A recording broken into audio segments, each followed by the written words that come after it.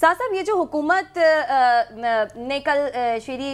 مزاری صاحبہ کی گرفتاری کی، پھر رانا ثناء اللہ کہہ رہے ہیں کہ اگر اپوزیشن اجازت دیتی ہے تو سابق وزیر اعظم عمران خان کو بھی فوری گرفتار کر لیں گے۔ لانگ مارچ کے حوالے سے حکمت عملی طے کرنے کے لیے وزیر اعلیٰ پنجاب حمزہ شہباز نے بھی اہم میٹنگ بلائی ہے اور سرگرم کارکنوں کی تحریک انصاف کی فہرست بھی تیار کر لی ہے۔ آپ سمجھتے ہیں کہ حکومت اس موقع پر یہ غلطی کرے گی کہ مزید لوگوں کو، کارکنان کو یا رہنماؤں کو گرفتار کیا جائے گا؟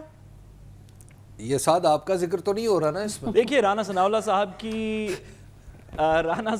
صاحب کی جو گورننس کا ماڈل ہے وہ تو اس میں تو بڑی شدت بھی آ سکتی ہے۔ ہم نے ماڈل ٹاؤن کے اندر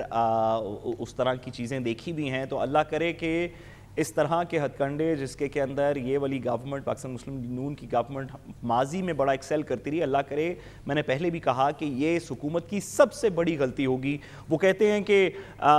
جو ووٹ آف نو کانفیڈنس وہ لائے وہ ان کو نہیں لانا چاہیے تھا۔ اس طرح کی کوئی اس سے پہلے غلطی نہیں ہوئی ہوگی۔ اگر یہ تشدد کی طرف گئے اس لانگ مارچ میں تو اس سے بڑی غلطی انہوں نے کبھی کمٹ نہیں کی ہوگی۔ لیکن میں سننے والوں کے لیے بھی اور آپ کے لیے بھی ایک سوال چھوڑے جاتا ہوں کہ شہباز شریف صاحب نے پچھلے ہفتے میں کم از کم 3 یا 4 دن ایسے آئے تھے جس میں یہ پتہ چلا تھا کہ شہباز شریف صاحب نے قوم سے خطاب کرنا ہے، وہ خطاب ابھی تک نہیں ہوا۔